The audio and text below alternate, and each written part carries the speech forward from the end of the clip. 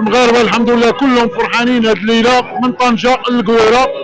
كذلك جينا نعبروا على الفرحه ديالنا لان 50 سنه المغاربه كيستناو هذا اليوم هذا لانه هو يوم عيد.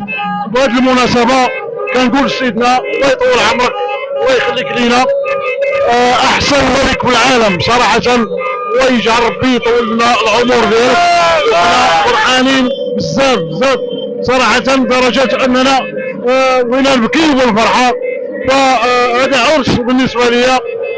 كذلك بهذه المناسبه الغاليه كنترحموا على شهداء هذا الوطن هذا اللي عطاو الغالي والنفيس الله يرحمهم، وكنقولوا الله تعالى يرحمهم في هذا اليوم المبارك.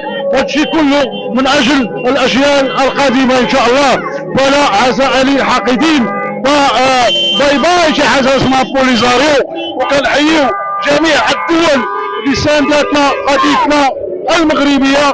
حنا ارضنا عهدنا الله تعالى باش نموتوا على قبلها، والحمد لله الله تعالى ما خيبناش. فهنيئا هنيئا لجميع المغاربه، هنيئا لنا بهذا العرس المغربي، بهذه الفرحه الهستيريه كما كتشوف الاجواء هنا بدات من الليل، وكما هو الشان جميع المدن المغربيه. هذه الليله راه ما كاين لا نعاس لا والو، حنا فرحانين وتنتمناو ان شاء الله باش نعودوا للصحراء المغربيه نصلوا الرحم مع الاخوان ديالنا هناك ان شاء الله. هذه الذكرى الغاليه ديال ذكرى المسيره الخضراء، و50 سنه على الصحراء على انطلاق المسيره الخضراء.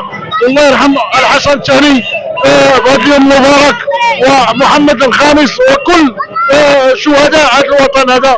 وتحيه لجميع المغاربه، وشكرا كذلك للراي المواطن.